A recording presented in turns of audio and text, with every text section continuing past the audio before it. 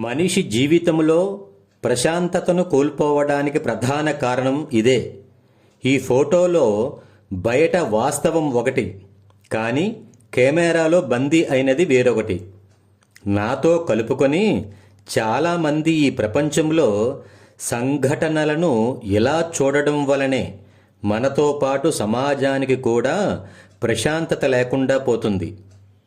మరి ఇలాంటి పొరపాట్లను సవరించుకునేది ఎలా అని మనలో మనం ఆలోచన చేసినట్లయితే, చూసే దృష్టికోణం విస్తృతంగా ఉండాలి. మంచి మనసుతో చూడాలి.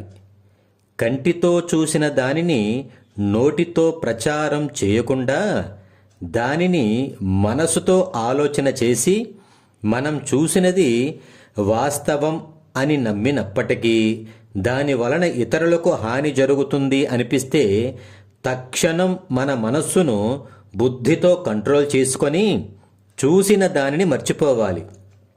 ఎందుకంటే ఈ ప్రపంచంలో ఏ మనిషి ఉత్తముడు కాదు.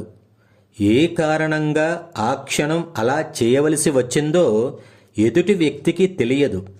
అలాంటప్పుడు మనం చూసిన విషయాన్ని బట్టి ఆ మనిషి మీద మనం తీసుకున్న నిర్ణయం ఎలాంటి ప్రభావం చూపిస్తుందో ఒక్కోసారి ఊహకు కూడా అందకపోవచ్చు.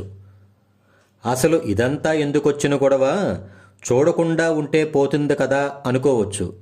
భౌతిక ప్రపంచంలో మనిషికి కొన్ని సాధ్యం కావు, అందులో ఇదొకటి. జై హింద్.